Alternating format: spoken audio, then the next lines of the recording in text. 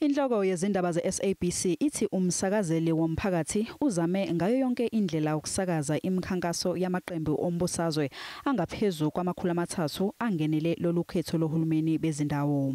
We actually tried to cover everything that was active on the ground. So that was our approach, because you also had parties that were not active at all. So those we would then invite to interviews on different platforms. But with the parties, considering that we had 325 political parties that were contesting, it was always going to be a nightmare to do that. But we tried to catch literally everyone who was on the ground campaigning.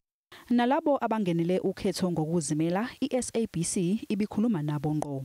But with independent candidates, knowing that we have more than 1,500 independent candidates that are contesting, we also had to look at how to make the platforms more inclusive in the way we covered them, bearing in mind that some of these candidates are contesting wards. So what we had to do was to look at our radio platforms and include those on the radio platforms because they are more localized and language specific in the way we covered them. Uthi iSABC khathi yenza lokhu iqinisekisile ukuthi akubibikho ukunyathelwa kwelungelo labantu lokuthola ulwazi.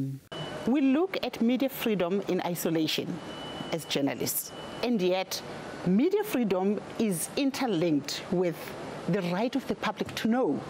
So our existence, if it doesn't address the access to information and the public's right to know, it's as good as non-existent. Ibalelwa ezigidini ezingama29 imali esetshenziswa yiSABC kulolu khetho. We have spent or allocated 29 million rand for the coverage of elections.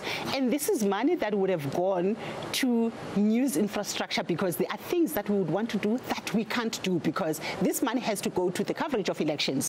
Ngomsombuluko intatheli ze-SABC zizobe zinganise kulo lonke leli zikwethulela ukusuka nokuhlala kwalolu khetho.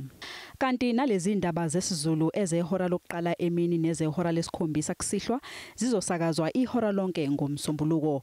Ezehora lokuqala emini zizophela ngelesibili bese kuthi ezehora lesikhombisa kusihlwa ziphele ngehora lesishiyagalombili.